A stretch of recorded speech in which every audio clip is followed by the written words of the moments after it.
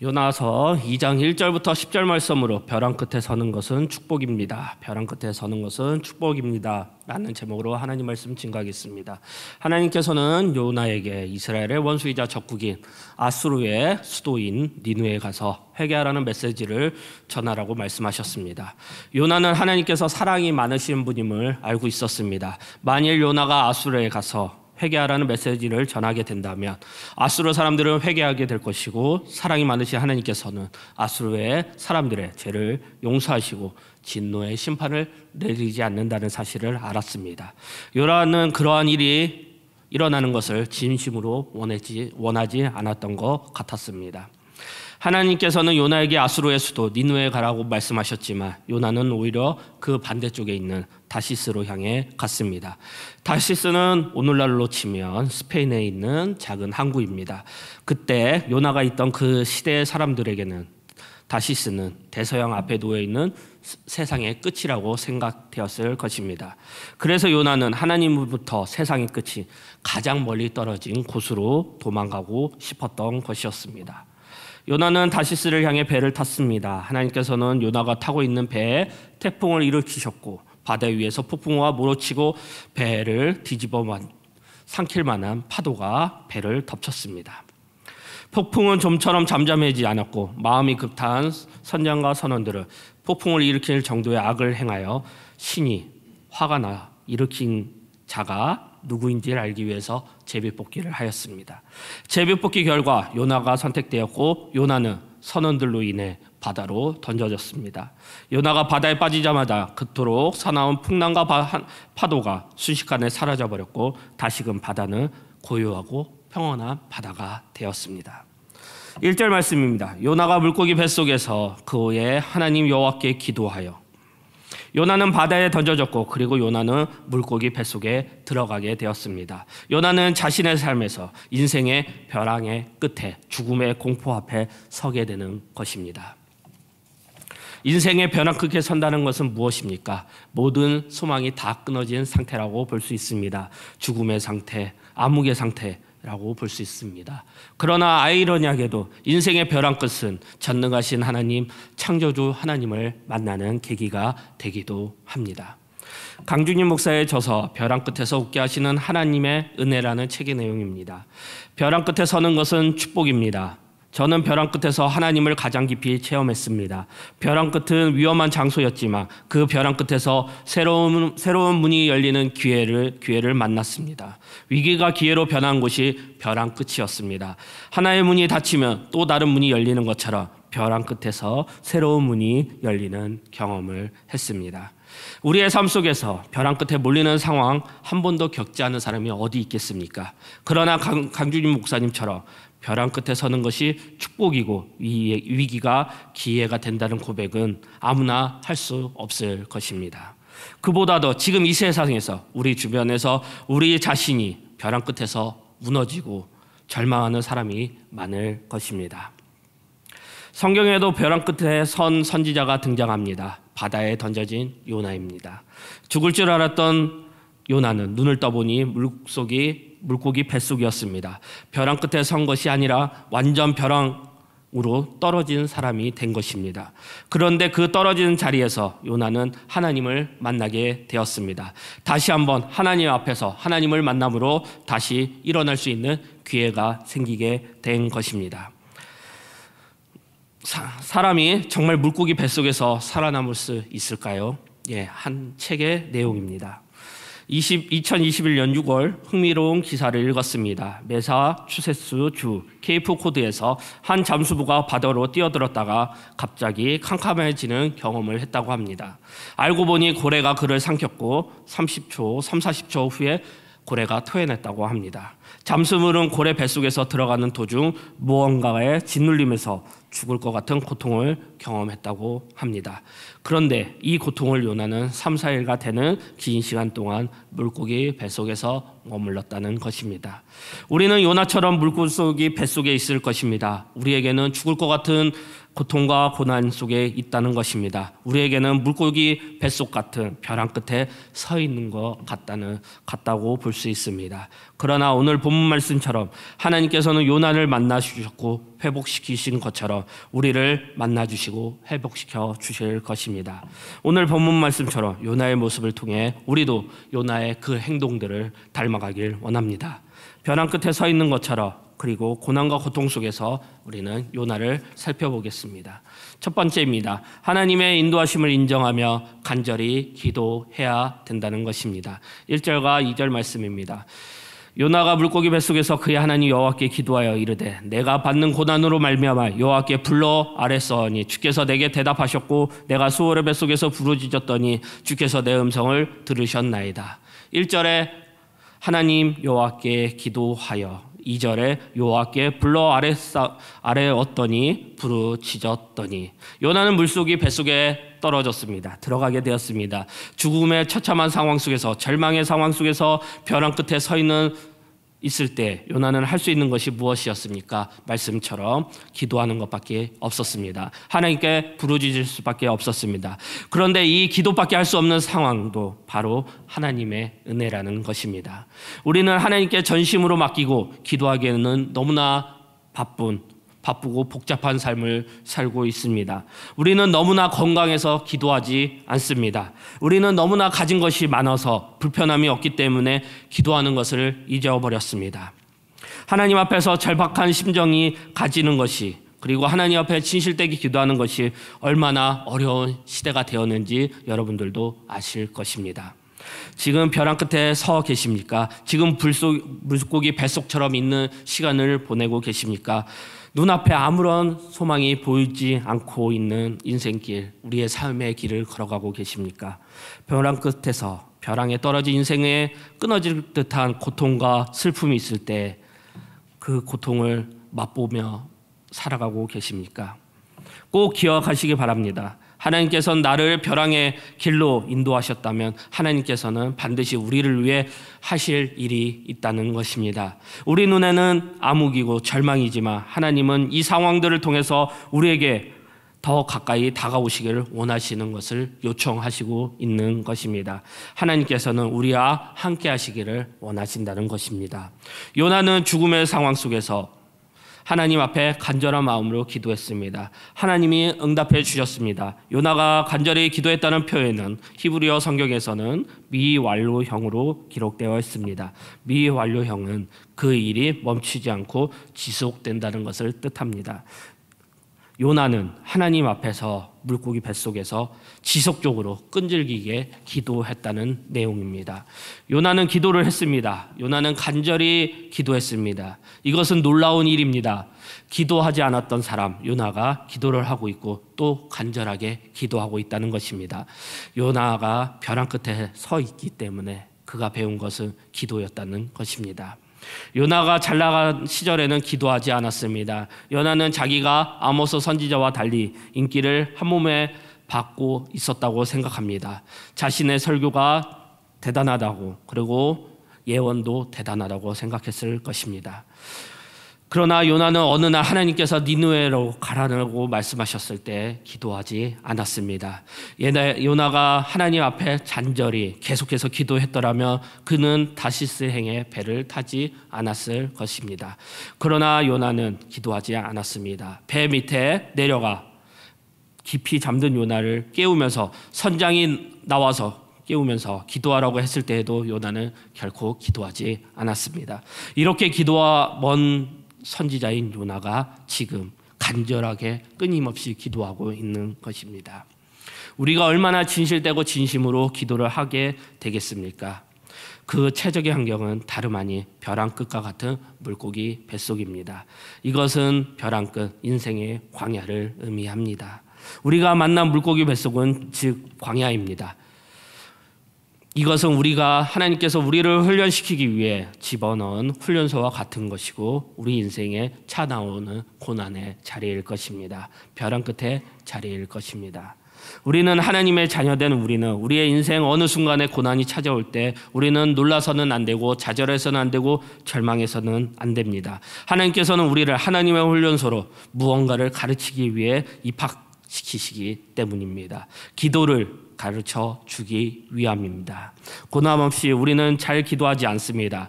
벼랑 끝에 서지 않으면 우리는 기도하지 않는다는 것입니다. 3절 말씀입니다. 주께서 나를 깊은 바다 가운데 던지셨으므로 큰 물이 나를 둘렀고 주의 파도와 큰 물결이 다 내 위에 넘쳤나이다. 요나의 기도의 고백이 놀랍지 않습니까? 지금 요나는 자신이 왜 바다에 던져졌고 물고기 뱃속에 들어가 있는지를 말하고 있습니다. 요나는 이 모든 것이 하나님이 하셨다는 것을 인정하며 기도하고 있는 것입니다.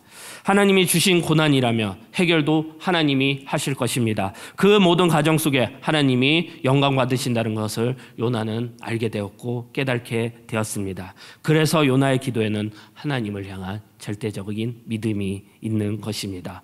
어떠한 상황 속에서도 하나님은 요나를 인도하고 지켜주신다는 그 말씀, 그 약속의 말씀이 있는 믿음이 담겨 있다는 것을 요나는 알게 된 것입니다. 하나님이 주신 것임을 생각하게 된다면 우리는 고난에 대한 해석도 달라지게 될 것입니다.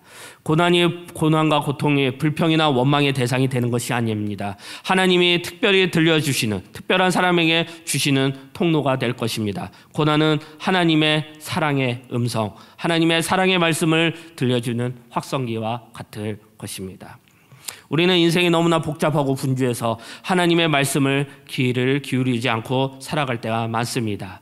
그리고 내 생각으로만 가득 차서 하나님의 말씀이 들어오지 못하게도 하고 있습니다. 그리고 내 자아의 중심의 인생을 살 것입니다. 그러던 어느 날 우리의 인생에 고난이 닥칠 것입니다. 기도 말고는 아무것도 할 수 없는 순간이 찾아오게 될 것입니다. 이 고난을 통해, 이 고난과 고통을 통해, 절망을 통해 하나님이 찾아오셔서 말씀하시는 것입니다. 고난은 하나님을 만나는 통로라는 것을 말하는 것입니다. 5절 6절 말씀입니다. 물이 나를 영혼까지 둘러싸우며 깊음이 나를 에워싸고 바다풀이 내 머리를 감쌌나이다. 내가 산의 뿌리까지 내려가 싸우며 땅이 그 빗장으로 나를 오랫도록 막아 싸우나 나의 하나님 여호와여 주께서 내 생명을 구덩이에서 건지셨나이다. 지금 요나는 이 고난이 닥친 것을 하나님께서 나에게 주신 것으로 여기고 하나님을 인정하며 믿음으로 나아가서 더욱더 부르짖고 있습니다. 요나는 하나님께서 자신을 벼랑 끝에서 건져내셨다고 고백하고 있는 것입니다. 요나서 1장에 가서 복음을 전하라는 하나님의 말씀을 듣지 않고 피했습니다. 그리고 도망가였습니다. 그러나 물속이 뱃속, 그 처참한 죽음의 상황, 절망적인 상황, 벼랑 끝에 서 있는 상황 속에서 요나는 자기 자신을 바라보게 된 것입니다. 무너져버린 하나님의 말씀을 어긴 선지자의 모습이었습니다. 하나님의 말씀을 불순종하고 자신의 생각대로 제 갈 길을 갔던, 도망갔던 요나의 모습이었습니다. 그리고 절망적인 상황, 죽음의 상황, 고난과 고통의 상황 속에 벼랑 끝에 서게 되니 하나님 앞에 나아갈 수 없었고 하나님 앞에 간절히 기도할 수밖에 없었습니다. 이렇게 기도하고 간절히 나아갔을 때 하나님을 다시 만나고 체험하는 선지자가 된 것입니다. 세상이 무너질 것 같고 내 인생이 끊어질 것 같고 죽음의 상황, 절망 속의 상황 속에서 다시 한번 눈을 들어 요나처럼 하나님을 만나시기 바랍니다. 우리의 죄악 속에 허우적거리고 있을 때 다시 한번 하나님 앞에 무릎 꿇고 나아가시기 바랍니다. 그때 우리가 기도하고 나아갈 때 하나님께서 우리의 삶 속에서, 우리의 모든 문제 속에서, 고난과 절망 속에서 역사하시고 일하시게 될 것입니다. 벼랑 끝에 서 있고 계십니까? 요나처럼 하나님 앞에 기도하시기 바랍니다. 하나님을 만날 수 있는 축복의 자리가 될 것입니다. 기도하시기 바랍니다. 하나님이 인도해 주실 것이고 만나 주실 것입니다. 벼랑 끝에 서 있습니까? 축복의 자리입니다. 왜? 하나님을 만나는 자리고 하나님의 인도하심을 받는 자리이기 때문입니다. 두 번째입니다. 하나님을 바라보시기 바랍니다. 요나 4절과 7절 말씀입니다. 내가 말하기를 내가 주의 목전에서 쫓겨났을지라도 다시 주의 성전을 바라보겠다 하였나이다. 7절 내 영혼이 내 속에서 피곤했을 때 내가 여호와를 생각하였더니 내 기도가 주께 이르렀사오며 주의 성전에 미쳤나이다. 4절에 다시 주의 성전을 바라보겠다. 7절은 내가 여호와를 생각하였더니 주의 성전에 미쳤나이다. 요나는 성전을 바라보고 있습니다. 요나는 벼랑 끝에서 성전을 바라본 것입니다. 왜 성전을 바라보고 성전에 무엇을 바라보았을까요? 성전은 하나님의 임재의 장소입니다.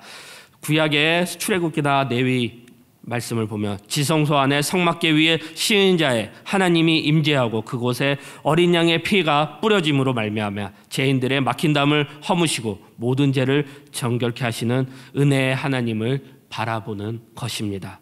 성전은 은혜의 하나님을 바라보는 것을 의미하는 것입니다. 요나 역시 마찬가지입니다. 요나는 아무것도 할 수 없는 절망적인 상황, 죽음의 상황 속에서 하나님을 바라보게 된 것입니다. 그때 요나는 깨달았습니다. 하나님의 부름을 받았지만 말씀대로 살아내지 못하고 말씀 반대로 나아갔고 말씀을 어겼지만 전하는 말씀을 제대로 증거하지 못한 채 자기 길로 도망가 버린 요나 선지자는 자신의 상황, 자신의 영혼의 상황, 자신의 영혼의 현 주소를 보게 된 것입니다.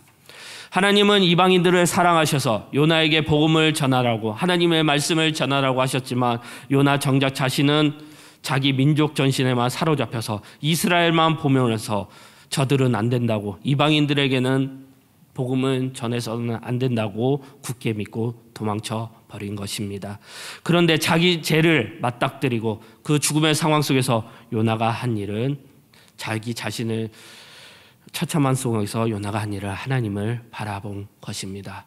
벼랑 끝에서 서 있는 요나는 하나님을 바라보는 것인 것입니다. 가룟 유다와 베드로 예수님의 제자들이 있습니다. 그 차이가 있었습니다. 둘은 똑같이 하나님 앞에, 예수님 앞에 범죄하였습니다. 가룟 유다는 예수님을 팔아넘겼고 베드로는 예수님을 부인한 데다가 저주까지 하였습니다. 그리고 가룟 유다, 베드로 둘 다 똑같이 수로 범죄하였음을 깨달았습니다. 그런데 이 둘에게는 분명한 차이가 있었습니다. 가룟 유다는 하나님을 바라보지 못하고 낙심하여 절망하여 스스로 삶을 마감했습니다. 그러나 베드로는 그 순간에, 범죄했던 그 순간에 눈을 들어 하나님을 바라보기 시작하였습니다. 믿음에 대해서 많은 설명들이 있습니다. 그 중에 하나, 바라보기라는 표현도 좋다고 봅니다. 믿음은 바라보기입니다. 우리는 다 믿음이 좋아서 평생 하나님과 흔들림 없이 동행한다면 얼마나 좋겠습니까? 그러나 우리의 삶이 하나님의 보시기에 너무나 부끄러울 때가 너무나 많습니다. 낙심하고 무너지고 온갖 죄 허물 속에 있을 때 설령 그런 자신을 깨닫는 순간에서도 평생 하나님을 바라보며 살아간다는 것, 그것이 믿음의 사람으로서 갖춰야 될 것입니다. 그리스도인으로서 갖춰야 될 것이라는 것입니다.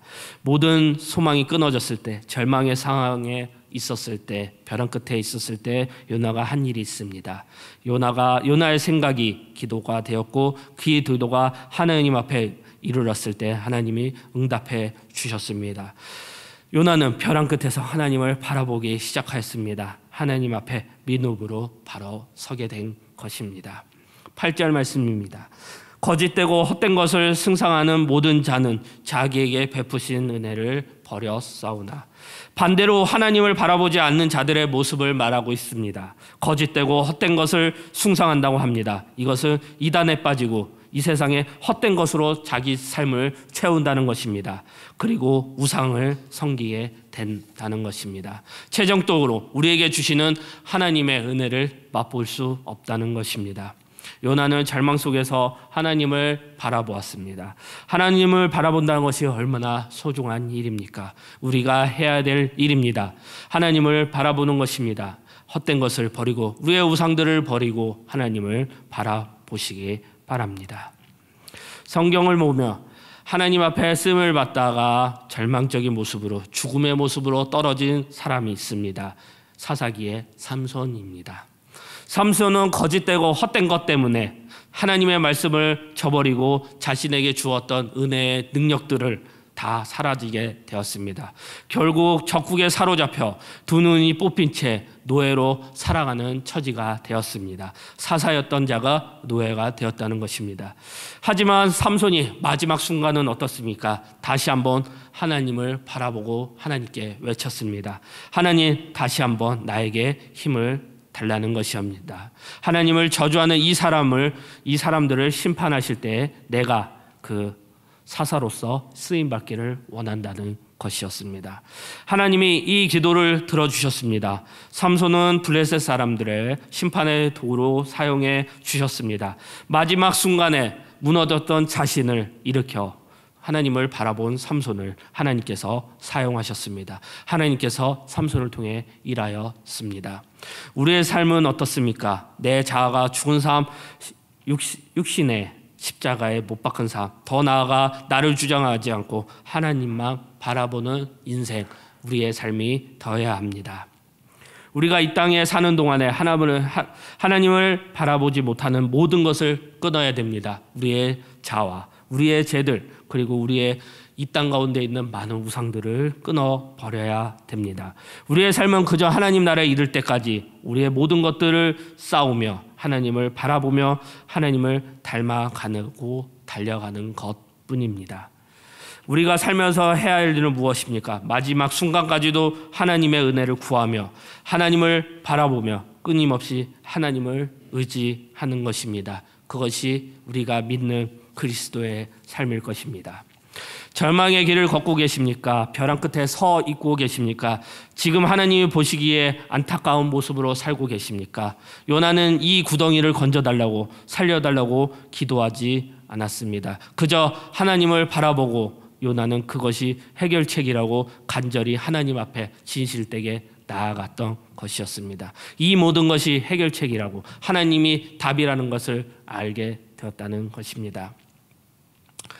오늘날 우리가 바라봐야 할 성전이 있습니다. 요나가 이전에 바라보았던 건 솔로몬의 성전이었습니다. 지금 우리가 봐야 될 것은 무엇입니까? 이 땅에 오시고 다시 오실 예수 그리스도입니다. 하나님은 우리가 예수님을 바라볼 때 우리에게 새 힘을 주시며 다시 일어날 힘을, 용기를 주실 것입니다. 9절과 10절 말씀입니다. 나는 감사함으로 목소리로 주께 제사를 드리며 나의 서원을 주께 갚았나이다. 구원은 여호와께 속한나이다 하느니라. 여호와께서 그 물고기에게 말씀하시매 요나를 육지에 토하니라. 하나님 앞에서 무너졌던 한 사람, 처참한 죽음 속에 절망의 죽음 속에 기도로 나아갔던 요나, 그가 남긴 위대한 말씀입니다. 구원은 여호와께 속하였나이다. 정말 위대한 말씀이고 우리가 알아야 될 말씀이고 우리의 고백의 말씀이어야 됩니다. 구원은 여호와께 속하였나이다. 요나는 고난의 상황 속에서 벼랑 끝에서 구원의 하나님을 만나게 된 것입니다. 상황과 상관없이 하나님을 인정하고 기도하며 바라보게 된 것입니다. 죽음의 현장 속에서 처참한 상황 속에서 벼랑 끝에서 요나의 영혼도 살아나게 되었습니다. 하나님의 끝없는 사랑과 긍휼이 얼마나 고마운지 요나는 알게 된 것입니다. 우리의 삶 속에서도 이런 하나님, 요나에게 긍휼과 사랑을 주셨던 하나님이 같이 계셨기 때문에 우리는 어떠한 상황에도 소망이 있다는 것입니다. 다시 일어날 수 있다는 것입니다.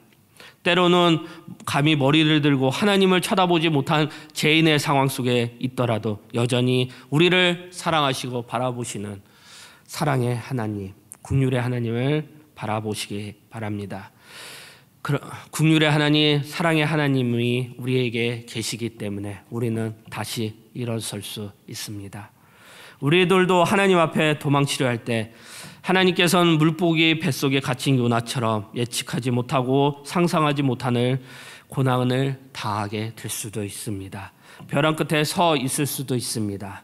그러나 하나님께서는 우리가 하나님 앞에 나오길 바라고 계실 것입니다. 기도로와 말씀으로 나아가길 바라고 계실 것입니다. 시편 42절 5절 말씀입니다. 내 영혼아 내가 어찌하여 낙심하며 어찌하여 내 속에 불안해하는가. 내가 하나님께 소망을 두라. 그가 나타나 도우심으로 말미암아 내가 여전히 찬송하리로다. 인생의 바닥을 칠 때, 인생의 벼랑 끝에 섰을 때 꼭 기억하시기 바랍니다. 우리는 우리의 눈을 열어서 하나님을 바라봐야 합니다. 우리의 모든 것을, 우리의 모든 소망을 하나님께 두어야 합니다. 그러면 우리의 모든 문제, 고난과 고통, 절망적인 상황의 해결책이 거기에 있을 것입니다. 강준인 목사의 아까 그 책의 또 내용입니다. 누구나 벼랑 끝에서 그런 경험을 하는 것은 아닙니다. 벼랑 끝에서 하나님의 은혜를 받아 누린 사람들은 올바로 반응한 사람들입니다. 벼랑 끝에 섰을 때 원망과 불평으로 반응하지 않고 오히려 감사와 기쁨, 믿음, 기도 그리고 준비로 반응한 사람들에게 벼랑 끝에 축복의 장소가 됩니다. 하나님을 바라보는 자가 올바르게 반응한다는 것입니다. 고난의 길을 걷고 계십니까? 벼랑 끝에 서 계십니까? 벼랑 끝에서 아무런 소망이 없다고 생각하십니까? 그럴 때 하나님을 바라보시기 바랍니다.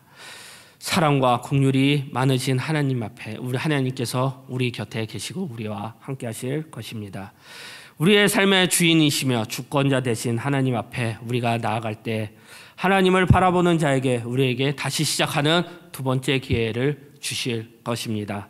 한 손에 태풍을 들고 심판하시는 하나님, 다른 한 손에는 사랑과 긍휼의 은혜를 들고 우리를 살리실 것입니다. 이 분이, 이 하나님께서 요나를 다시금 물속이 뱃속에서 일으키시는 하나님입니다.